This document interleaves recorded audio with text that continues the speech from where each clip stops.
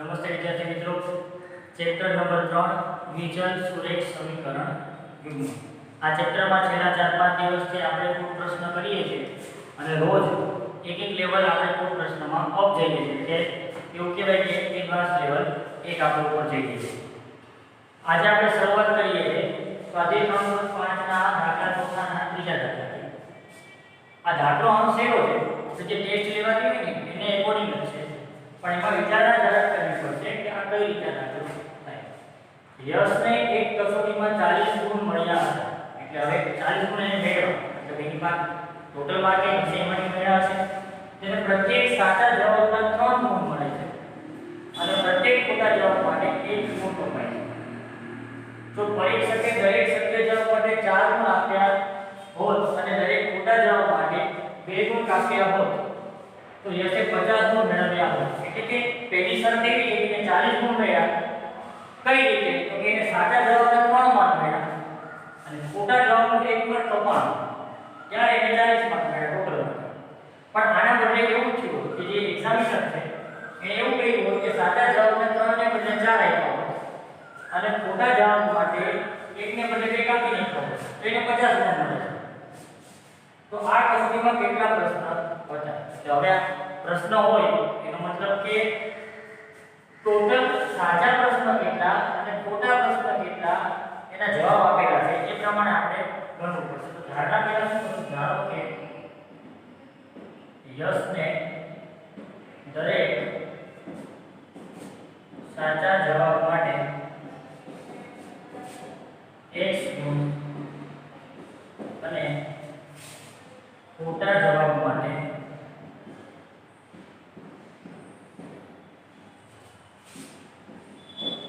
y ગુણ મળે. બરાબર? એનો મતલબ કે એવું પણ કરી શકાય કે યશની કસોટીમાં સાચા જવાબ x અને ખોટા જવાબ y બરાબર દર્શાવે છે. આ બંનેનો સરવાળો કરો એટલે સાચા ખોટા જવાબોનો સરવાળો થાય અને જવાબ કોના હોય? જેના પ્રશ્ન હોય એના, એટલે કે જે જવાબ છે એ આપણા પ્રશ્ન થાય. તો અહીંયા આ જ વસ્તુ છે, સાચા જવાબ માટે x અને ખોટા જવાબ માટે y. આપણે આ ધારી લીધું. હવે પહેલી શરતમાં એટલે યશને ટોટલ 40 ગુણ મળે છે, પ્રત્યેક સાચા જવાબના 3 ગુણ. હવે એક સાચો જવાબ આપો, બરાબર? તો x 3 થાય તો 3x થશે. પ્રત્યેક ખોટા જવાબ માટે 1 ગુણ કપાય. એનો મતલબ કે y કપાશે તો શું થશે? આપેલ છે કે યશને કુલ 40 ગુણ મળે જ્યારે ક્યારે મળે? સાચા જવાબના 3 ગુણ અને ખોટા જવાબનો 1 ગુણ. તો આ શરત અનુસાર આપણે શું કરી શકીએ કે સાચા જવાબના 3 ગુણ એટલે 3x, ખોટા જવાબના 1 એટલે 1y એટલે ખાલી y બરાબર 4. એટલે કે અહીંયા જેટલા સાચા જવાબ આપે છે એને ગુણ્યા 3 કરો, કારણ કે એક સાચો જવાબ તો 3 માર્ક, બે સાચો જવાબ તો 6 માર્ક. એવી રીતના અહીંયા જેટલા પણ સાચા ગુણ આવશે એને ગુણ્યા 3 કરવાના. અહીંયા જેટલા ખોટા માર્ક આવે એને ગુણ્યા 1 છે. એટલે y કેટલું છે? આ છે સમીકરણ નંબર 1. તેમજ જો પરીક્ષક એને સાચા જવાબ માટે 3 ને બદલે 4 ગુણ આપે, જો યશને 50 ગુણ મળે, બીજી શરત 50 ગુણ મળે જ્યારે સાચા જવાબના કેટલા ગુણ થશે? 5 આ 4 ગુણ અને ખોટા જવાબના 2. સાચા જવાબના 4 ગુણ એટલે 4x, ખોટા જવાબના 2 ગુણ એટલે 2y. અહીંયા આવશે ટોટલ આપણને 50. બે બધામાંથી સામાન્ય કાઢો. હવે તો આપણે સામાન્ય કાઢતા આવડતું નથી, તો સૌથી અલગ કરી નાખીએ 2x - y બરાબર 25 ગુણ્યા 2 ઉડી જશે એટલે 2x - y બરાબર 25. સમીકરણ નંબર 1. આ બંનેમાં માઈનસ હોય છે એટલે આપણે કંઈ કરવાનું નથી. સમીકરણ 1 અને તેનો સરવાળો કરીએ, કારણ કે બંને પહેલેથી ચલ સરખા આપેલા. હવે સમીકરણ 1 અને સમીકરણ 2 નો સરવાળો કરતા. તો સમીકરણ 1 આપણને આપેલું છે 3x - y = 40. બીજું સમીકરણ છે 2x - y = 25. આ હવે સોરી અહીંયા સરખું છે એટલે આપણે સરવાળો નહીં બાદબાકી કરવો પડશે. સમીકરણ 1 માંથી સમીકરણ 2 ને બાદ કરવો પ્લસ માઈનસ. કારણ કે હું ભૂલી ગયો ચલ સરખા હોય ત્યારે આપણે શું કરવું પડશે બાદબાકી કરવી પડશે. બરાબર છે 3 માંથી 2 એટલે 1 ને 40 માંથી 25 એટલે 15. હવે x બરાબર 15 સમીકરણ 1 માંથી 2 માં તો 3x - y બરાબર 40 3x બરાબર 15 15 × 45 - y બરાબર 40. હવે આમ આવશે કે y બરાબર 45 - 40 y બરાબર 5. એનો મતલબ કે યસે જે પેપર ભર્યું એમાં 15 પ્રશ્ન એવા હતા કે જે એના સાચા પડ્યા છે એના ગુણને મળ્યા છે અને 5 પ્રશ્ન એવા હતા સાચા માટે આપણે x લખ્યું છે ખોટા માટે આપણે y લખ્યું છે. 5 પ્રશ્ન એવા હતા કે જેના માર્કે એને કપાણા છે મતલબ એનો જવાબ એને ખોટો આવ્યો. તો ટોટલ કેટલા પ્રશ્ન થાય આ સાચા અને આ ખોટા તો 15 અને 5 20. તો કુલ ગુણ કુલ પ્રશ્ન બરાબર 15 + 5 બરાબર 20 થાય. આ દાખલામાં આમ છે ને દાખલાની રકમ એટલી બધી મોટી છે કે રકમ જોઈને આપણને એવું થાય કે આને કઈ રીતે એક્ઝિક્યુટ કરવું. પણ મેં કીધું પ્રમાણે 3 વસ્તુ આપણે અહીંયા હંમેશા એક દાખલામાં શોધવાની રહેશે. એક તો ચલ કોના બરાબર ધારશું, x કોના બરાબર ધારશું, y કોના બરાબર ધારશું. આ પહેલી વસ્તુ. બીજી વસ્તુ કે પહેલું સમીકરણ માટેની પહેલી શરત કઈ આપેલી છે સીધી રીતે શરત આપેલી હોય તો સીધી રીતે ગણતરી કરવાની અને આડકતરી રીતે ઇનડાયરેક્ટલી લીધું હોય. ઘણી વાર આપણે લંબચોરસની પરિમિતિ આપેલી હોય તો આપણને એમ થાય છે લંબચોરસની પરિમિતિમાં આપણે કઈ રીતના તો આપણને ખબર હોવી જોઈએ કે લંબચોરસની પરિમિતિમાં બે વસ્તુ લંબાઈ અને પહોળાઈ આવી જ જાય છે. એમાં બે વસ્તુ આપણને આપેલી છે તે આપણે શરત બનશે. એટલે દરેક દાખલો કરતી વખતે પહેલા તો દાખલાની રકમ વ્યવસ્થિત અને કુલ પ્રશ્નમાં તો ખાસ કુલ પ્રશ્નનો જવાબ ત્યારે તમને આરામથી આવડે કે ત્યારે તમને વ્યવસ્થિત ગણતા આવશે જ્યારે એ કુલ પ્રશ્નની રકમ તમે વ્યવસ્થિત સમજો.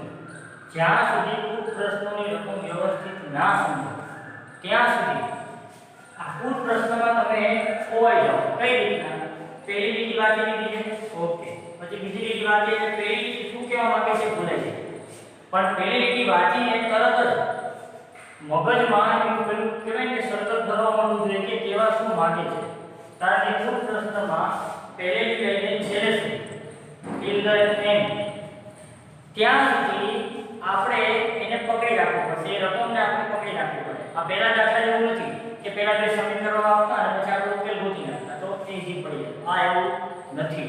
કુલ પ્રશ્નમાં ખાસ દરેક વસ્તુની કાળજી રાખવી, ધ્યાન રાખવું અને એ પ્રમાણે આગળ તમે દાખલો ગણી શકો, વિચાર કરી શકો.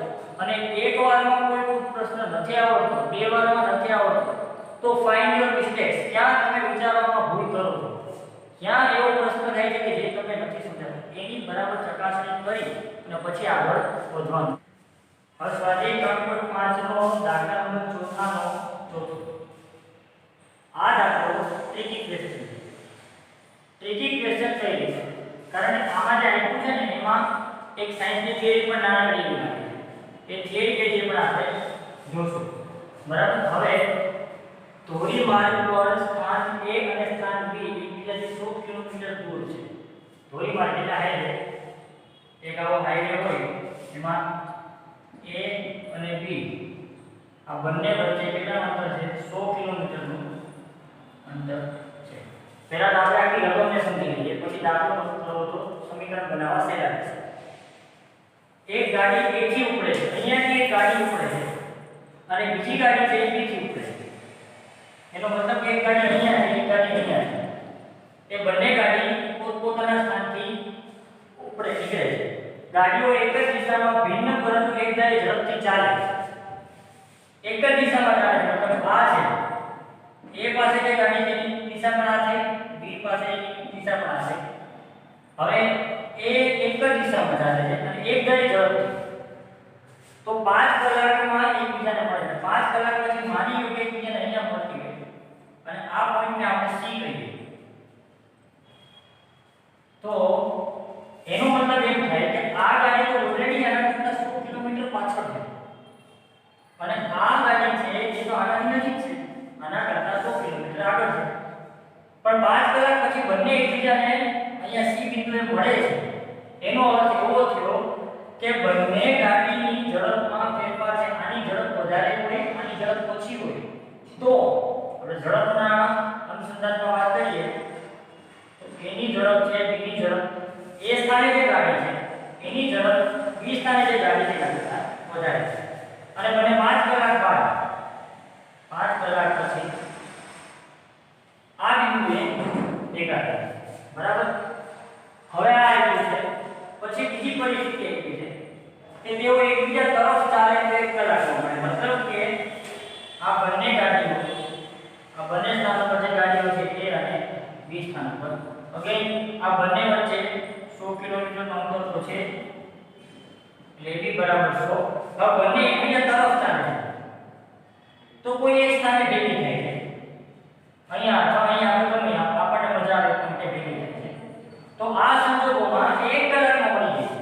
એટલે કે આ અહીંયા છે ગાડી નીકળે એટલે અહીંયા આવી જાય અને આ અહીંયા આવે તો બંને 1 કલાક એટલે કોઈ એક સ્થાને આ એકની વચ્ચે મળે. તો આ બંનેમાં ફરક શું છે? તો આમાં ફરક એ છે કે આમાં બંને બંનેની દિશા એક સરખી છે અને આમાં બંનેની દિશા એકબીજાની વિરુદ્ધમાં છે. તો એવી રીતના કે બંને ગાડીઓ ગતિ કરી અને પછી એકબીજાને અહીંયા 5 કલાક પછી મળે છે. આ કિસ્સામાં 1 કલાક પછી મળે છે. હવે આપણે આને આધારે આપણે સમીકરણ બનાવવાના છે અને બંને ગાડીઓની ઝડપ કેટલી છે જોવાનું છે. અહીંયા જે ધારો કે એ સ્થાન પર રહેલી ગાડીની ઝડપ x કિલોમીટર પ્રતિ કલાક અને B સ્થાન પર અહીંયા B સ્થાન પર રહેલી ગાડીની ઝડપ y કિલોમીટર પ્રતિ કલાક. હવે આપણને પહેલેથી જ કીધું છે કે આ બંને અહીંયા આ 5 કલાક સુધી ભેગી થઈ જાય તો બંને વચ્ચે 100 કિલોમીટરનું અંતર હતું છતાં પણ બંને અહીંયા 5 કલાક સુધી ભેગી જાય છે. મતલબ આની ઝડપ વધારે છે. મતલબ કે x is greater than y. તેથી x is greater than y. આની ઝડપ વધારે છે. હવે 5 કલાક પછી બંને મળે છે અને અહીંયા ભેગા થાય. એમ કહી શકાય કે આ હવે આને આપણે એક સમલેખ થિયરી પર લઈ જઈએ તો AC બરાબર AB BC એવું કરી શકાય. AC બરાબર એટલે કે A થી C સુધીનું અંતર એ બે અંતર સમાવે છે, AB અને BC નું અંતર સમાવે છે. એટલે કે આ x ગ્રેટર ધેન y એવું કહેવા માંગે છે કે A સ્થાનેથી જે ગાડી નીકળે છે એની ઝડપ B સ્થાનેથી નીકળતી ગાડીની ઝડપ કરતાં વધારે છે. તો જ 5 કલાક પછી બંને ભેગા એક સાથે C ઉપર પહોંચે. હવે આપણને પહેલી જે શરત કીધી છે એ આ છે કે એક જ દિશામાં ભિન્ન પરંતુ એકધારી ઝડપથી ચાલે. ધારો કે આપણે કઈ શરત પ્રમાણે આગળ વધીએ. ધારો કે બંને ગાડીઓ એક જ દિશામાં અંતર કાપે છે તો હવે એ સ્થાન પર રહેલી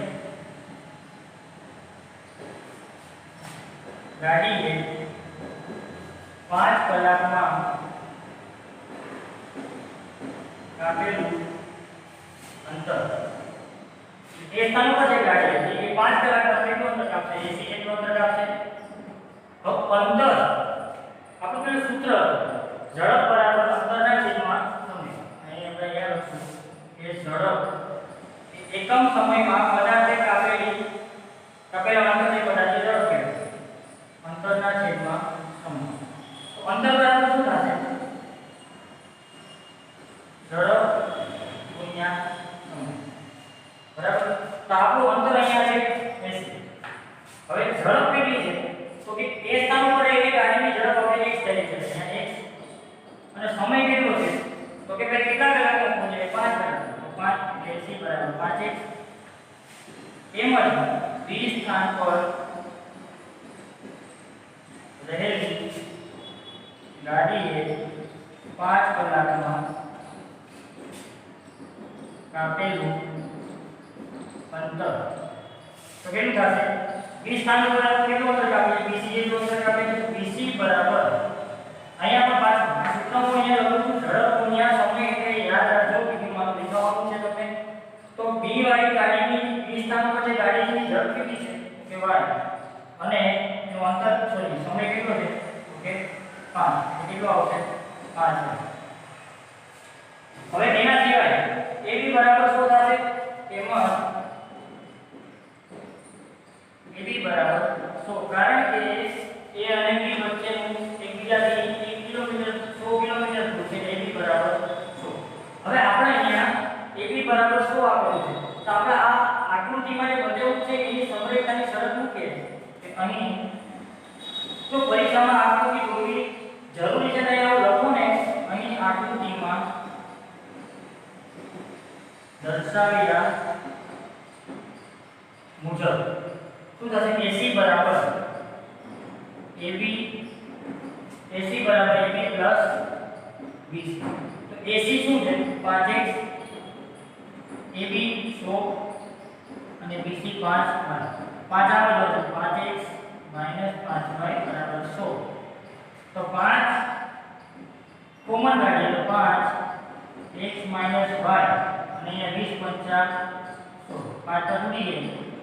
x - y બરાબર 20. આ એક સમીકરણ છે. આ મળી ગયું આપણને સમીકરણ પહેલું.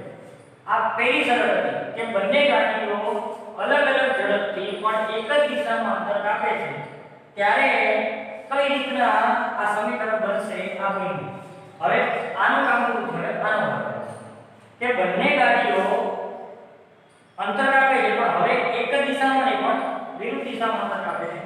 એના માટે આપણે જોઈ લઈએ. હવે બીજો કિસ્સો ધારો કે બંને ગાડીઓ એકબીજા તરફ ગતિ કરે છે.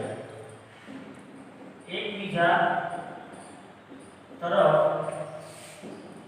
ગતિ કરીને 1 કલાક બાદ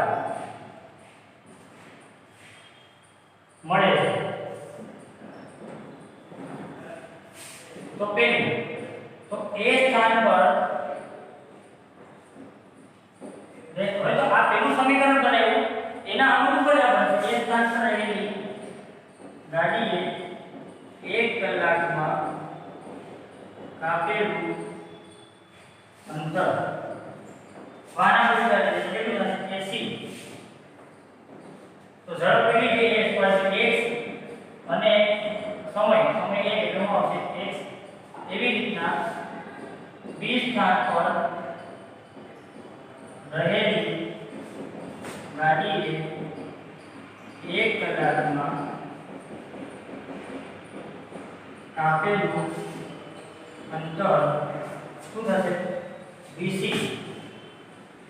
બરાબર y ગુણ્યા 1 કારણ કે BC બી સ્થાન પર રહેલી ગાડીની ઝડપ y છે બરાબર y.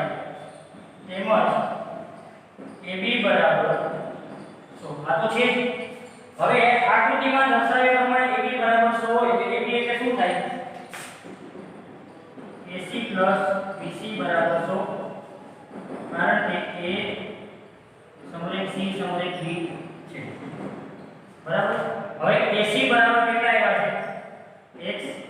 BC બરાબર કેટલા આવ્યા છે? y બરાબર 100. સમીકરણ નંબર 2.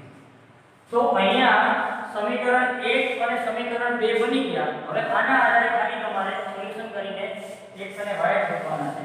તો આ દાખલો થાય તમારો હોમવર્કમાં 2 સમીકરણો કરી અને તમારે આ દાખલાને ખાલી હવે x અને y ફાઇન્ડ કરવાના છે. તો આ મેં કીધું એ પ્રમાણે આ જે આવ્યું આ થોડું વિજ્ઞાન અને ફિઝિક્સ બરાબર. આ જે વસ્તુ આવે છે આમાં તો જ્યારે પણ આવા દાખલા આવે ત્યારે એને વ્યવસ્થિત વિચાર કરવાનો, એની શરતો ઓળખ કરી અને કઈ રીતે એને એક્ઝિક્યુટ કરવા એ આરામથી વિચાર કરી. કોઈ પણ પ્રકારની ઉતાવળ કર્યા વિના આ દાખલો કરી એટલે આરામથી થઈ જાય. તો એક સમીકરણ બનાવવું જેટલું સહેલું હતું ને બીજું એનાથી વધારે સહેલું થઈ ગયું, કારણ કે પહેલાને આધારે આપણે બીજું સમીકરણ બને. હવે મેં તમને કીધું એ પ્રમાણે તમે પ્લીઝ જે દાખલા તમને નથી આવડતા, હોમવર્કમાં હોય અથવા નથી સમજાતા એને પ્લીઝ તૈયાર કરજો. એક બે દિવસમાં વધીને આપણું ચેપ્ટર જ્યારે પૂરું થાય ત્યારે આપણે દાખલાની પણ ચર્ચા કરી લઈશું. અને આનું લેસન તમને આજે મુકાઈ જશે. આની રિલેટેડ દાખલા છે, થોડા અઘરા મૂકી શકે દાખલા, જેથી કરીને ખબર પડશે કે તમે કેટલું વિચારી શકો